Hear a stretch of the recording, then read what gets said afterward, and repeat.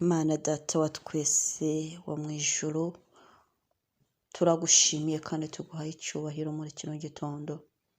Ndashimira izina ryawe ryiza, ndashimira izina ryawe ryera, ndashimira umugambi wawe mwiza ku buzima bwanjye. Nuhabwe icyubahiro kubw'uyu munsi uduhaye. Mpagaze imbere yawe n'umutima wuzuye ishimwe kandi uciye bugufi cyane, ngushimira kuko uri Imana ikomeye, uri Jehova Elohimu, Imana ishoboye byose, Imana ikomeye. Uri Jehova Shama, Imana iri hano hagati yacu, Imana itadutererana. Uri Jehova Jire, Imana itanga ibyo dukeneye byose kandi ukabikorera ku gihe, ukabikora mu gihe cyayo. Haleluya, nushimwe. We Jehova Rafa, Imana ikiza. Haleluya, Imana idukiriza imibiri n'imitima yacu. We Jehova Nisi, ibendera ry'ubuzima bwacu, gaciro kacu, nsinzi yacu, wowe turwanira mu ntambara zose z'ubuzima. Ndaguhaye icyubahiro. Haleluya, El Shaddai, Imana yihagije. Zamurwa, amashimwe nakugarukire, icyubahiro cyose ni igihe cyawe. Wowe uduha imbaraga za buri munsi, wowe uduha ubwenge ukaduha kuramuka, wowe uduha ubwiza ukaduha igikundiro. Imana uri hejuru cyane, wowe utegeka ijuru n'isi. Nuhabwe icyubahiro uri data wa twese mwiza. Ndaguhaye icyubahiro uri data wa twese mwiza. Habwe icyubahiro mukunzi mwiza, habwe icyubahiro kubw'umunsi mushya, habwe icyubahiro kuko ngihumeka, habwe icyubahiro kubw'umutima wanjye ugitemberamo amaraso kubw'ubuntu bwawe. Ndagushimira kuko ukuboko kwawe gufite imbaraga nyinshi kutari intyanege nke. Uko niko kuboko kumfashe, uko niko kuboko kunkomeje, uko niko kuboko kunshyigikiye, uko niko kuboko kw'imbaraga zanjye. Ukuboko kwawe gukomeye kuramfashe, umugongo wawe mugari urampetse, urukundo rwawe rwiza rurantwikiriye, imbabazi zawe nyinshi zirangose. Uri Imana ishoboye, ndagukunda. Uri Imana ihambaye, nuhabwe icyubahiro. Ndagushimira abera bawe, ndagushimira itorero ryawe, ndagushimira umugambi mfiteho, ndagushimira famiye wampaye, ndagushimira ubuzima wampaye, ndagushimira hashize hanjye n'uyu munsi n'ahazaza. Byose ndabigushimiye. Wowe bifiteho umugambi mwiza, wowe unyuhagira ukankiza ibyaha, wowe unyojesha amaraso ya Kristo, wowe unyita umukiranutsi, wowe imbabazi zawe zidahwema kungaragaraho. Nushimwe, nuhabwe icyubahiro, nushimwe, nushyirwe hejuru. Ibitangaza wandemeye uyu munsi wa none niteguye kubibona. Imibereho yanjye, ubuzima bwanjye bwiteguye kwakira igitangaza cyawe. Umunsi wanjye uyu munsi ndi tayari yo kwakira ineza yawe.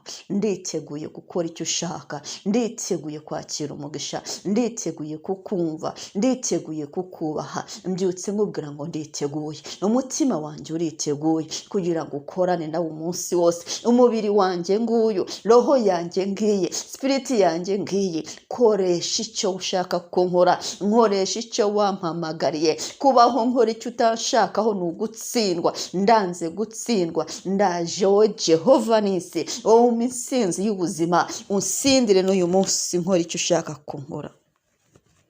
Imitego y'umwanzi Satani itsindwe, imitego ya Satani itsindwe, imitego y'ababisha itsindwe mu izina rya Yesu. Ikintu cyose kitavuga Imana ku buzima bwacu gitsindwe. Ikintu cyose kitavuzwe n'Imana ku buzima bwanjye giceceke. Ikintu cyose kitavuzwe mu bushake bw'Imana ku buzima bwanjye gihagarare. Imitongero yose mu izina rya Yesu yo mu isi y'umwijima ihagarare. Ndayihagaritse mu bushake bw'Imana. Uwiteka arabihagaritse, imbaraga y'umusaraba irabihagaritse. Mbyutse nakira imbaraga y'ubutsinzi y'amaraso ya Kristo. Mbyutse nakira imbaraga y'umutsinzi yo ku musaraba i Golgotha. Mbyutse mvuga ngo Uwiteka utsinda ntsindira ikibi. Mbyutse nambaza umwami wanjye kandi arantabara.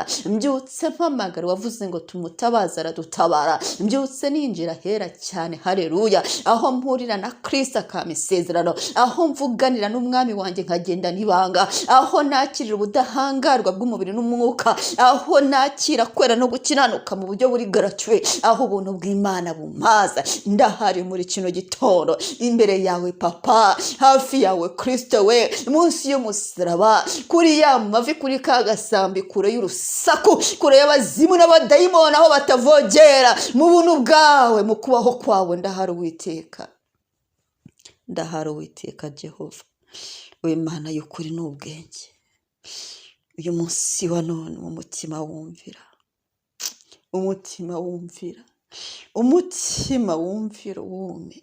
Ari umuhanuzi watumye kuri Yerobowamu umwami wa Isiraheli amaze kukwigomekaho, umuhanuzi ngo w'umusore mu bami ba mbere 13, uragenda ngo uramutuma uramubwira ngo agenda avume igicaniro cya Rehobowamu, avume ubwami bwe, narangiza asandaguze icyo gicaniro gihinduka ivu gisandagurike.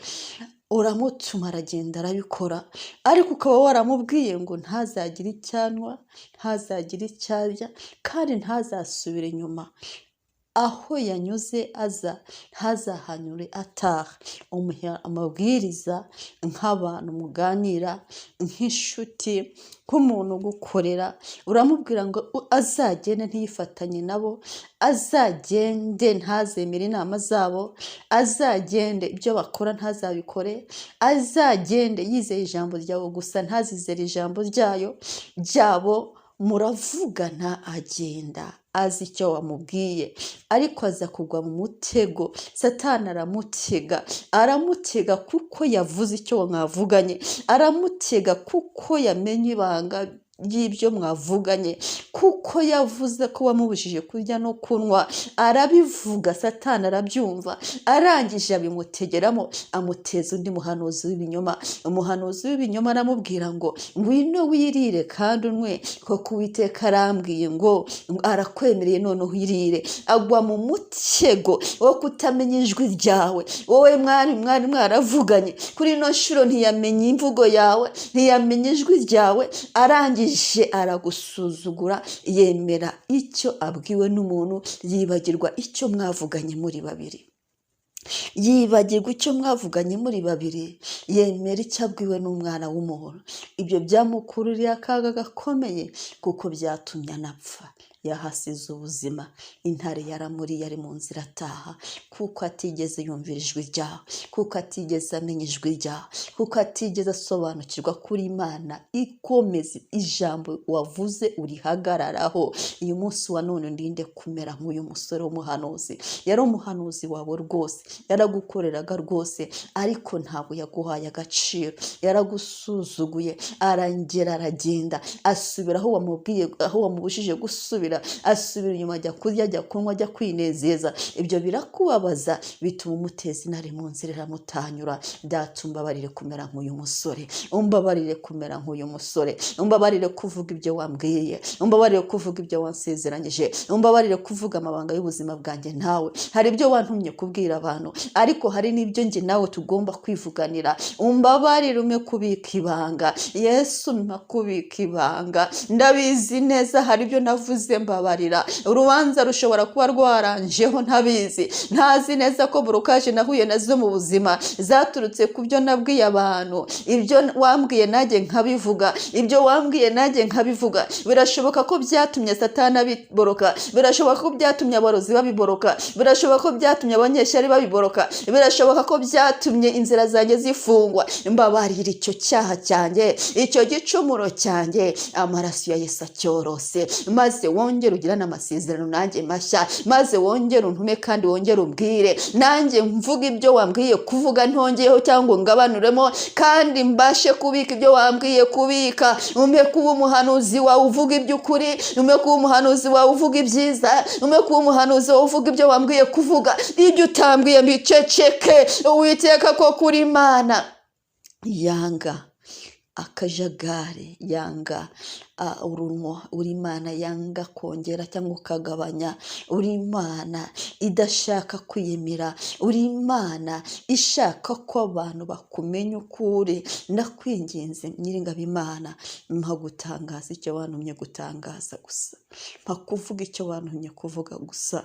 Uyu munsi mpa kukumvira uko biri, mpa kukumvira uko bishaka, mpa kugukorera nk'uko biri. Ndinda kuba umuhanuzi utazi gusobanukirwa n'imvugo imvugo yawe n'ikitari imvugo yawe. Hari umuhanuzi w'ibinyoma w'agasaza waje aramubeshya aramuryarya, kandi nawe ngo yari umuhanuzi wawe, arangije agenda aramubeshya. Ndinda bene abo bahanuzi biyitirira izina ryawe, biyitirira ko wabatumye, biyitirira ibyo wabakoresheje kera, wiyitirira yuko hari ibyo wakoze byose rwose by'ukuri, hanyuma bakaza kutubeshya batumwe na Satani. Abo bantu bandinde n'umutego mubi, abo bantu bandinde n'umutego w'abadayimoni. Undinde abantu bambeshya, undinde abambeshya ngo Imana yavuze itavuze, undinde abambeshya umugisha kandi ntawo, undinde abambeshya ngo Imana iranyanga kandi nkunda, undinde abampahamura, undinde abansubiza inyuma, undinde abanshinege, undinde abatuma nifatanya n'abanyabyaha, undinde abakora nkora ibibi, undinde abatuma nsubira inyuma. Iyo umuhanuzi w'umusore ngo yasubiye inyuma, aragenda aranwa arajya, yifatanyije n'abisi, yifatanyije n'indamu zabo, yifatanyije n'amarangamutima yabo, yariye ibyo nabo barya, anywa ibyo nabo banywa, agendera mu nzira bagenderamo. Ibyo byatumye umuhurwa, ibyo byatumye umwanga, bituma umujugunya. Mbabarira kwifatanya n'abisi, mbabarira gusubira inyuma, ntuzatume nifatanya nabo, ntuzatume nsubira inyuma. Igihe cyose ubuzima bwanjye uzabufate mu kuboko kwawe, undinde gukora ibyo abisi bakora, undinde gukora ibyo abanyabyaha bakora, undinde kurya ibyo barya, undinde kunywa ibyo banywa, undinde kwambara ibyo bambara, undinde guca mu nzira bacamo, undinde kuvuga ibyo bavuga. Undinde Uwiteka Imana, ndinda wamamagariye kugukorera, wantoranyirije kukubera akanwa, wamamagariye kukubera umuhanuzi, wamamagariye kukubera umukiranutsi, warantoranyirije sindi nkabo. Ndinda kwifata nk'uko abandi bifata, makugendera mu nzira zawe, makugendera mu ijambo ryawe, makuvuga ubutumwa bwawe ntagabanyije cyangwa ngo nongere. Uwiteka Imana, kwirinda kwisanisha n'ab'iyi si. Hari abantu benshi bari kwisanisha nabo. Umuntu arumva umuntu avuga ubutumwa akabwigana, umuntu yigana ubuhanuzi bw'abandi. Abantu benshi bari kwigana impano z'abandi, bari kugenda biganana, bari kugendera mu nzira z'abandi. Ndinda guca mu nzira z'abandi, ndinda guca mu nzira z'abandi, ahubwo ume guca mu nzira yawe. Ndinda kuyoborwa n'abantu, ahubwo ume kuyoborwa nawe. Ndinda kuyoborwa n'iby'isi, ahubwo ume kuyoborwa n'Umwuka Wera. Uyu munsi wa none Data nyobora, uyu munsi wa none Mwami nyobora, uyu munsi wa none Mwami Yesu njya imbere. Mukunzi mwiza ndinda, Nyiringabo Imana nyobora, Mutanga bugingo nyobora, bendera ry'ubuzima bwanjye ndinda, gaciro k'ubuzima bwanjye mpagararaho. We Mana y'ingabo yanjye, wowe unkingira nkingira. Uwiteka we, Uwiteka we, Uwiteka we, turi mu bihe bikomeye, aho umuntu atamenya ikibi n'icyiza, aho umuntu atabonye ubuhanuzi bw'ibinyoma n'ubuhanuzi bw'ukuri, aho umuntu atabonye umukozi w'Imana n'utari umukozi w'Imana. Mpereza ubwenge n'ubushishozi. Ndinda gucanganyikirwa n'irari ry'ubuzima, ndinda gucanganyikirwa n'abazimu n'abadayimoni bayobya abantu bitwaje ijambo ryawe. Hari abantu bitwaje ijambo ry'Imana bakatubeshya, hari abantu bitwazaga Imana yavuze batavuze bakatuyobya, hari abahanuzi b'ibinyoma tugenda duhura nabo badutsindira. Uwiteka Imana, abo bateza urupfu ubuzima bwabo, abo bateje urupfu uyu musore, abo bahanuzi b'ibinyoma bateje urupfu uyu musore. Biragatsindwa guhura n'umuhanuzi w'ibinyoma, biragatsindwa kukubeshya ngo Imana yavuze kandi itavuze. Biteye agahinda, birababaje kubeshyera Imana ngo yavuze itavuze. Ntago mbishaka Uwiteka we. Uzandinde umuntu mbeshya ngo wavuze utavuze, uzandinde umuntu mbeshya akankura mu mugambi wawe akanjyana mu mugambi we. Uzandinde Uwiteka, njyewe ubwanjye nciye bugufi cyane, unyiyoborere. Turabizi neza uyobora umugesayo, abakwiringiye ntibayoba inzira ntibananirwa. Ntawe ukwiringiye ukorwa n'isoni. Uyu muhanuzi ntare yamuririye mu nzira, intumbi ye ishyingurwa mu banyamahanga, ntago yashyinguye iwabo, kubera ko ntago yamenye ko bamubeshye ngo Imana yavuze itavuze. Uyu musore wo mu bami wa mbere 13 yapfuye azize kutamenya imvugo y'Imana. azize kumvira umuntu atakumviye, azize kwibagirwa ibyo mwavuganye, azize kwibeshya, azize kuvuga ibyo mwavuganye, azira kumena amabanga mufitanye. Hari amabanga dufitanye kuva kera, uyakomereze ineza yawe. Umbabarira yo namenye, Data Nyiringabo Imana ntibinyicishe.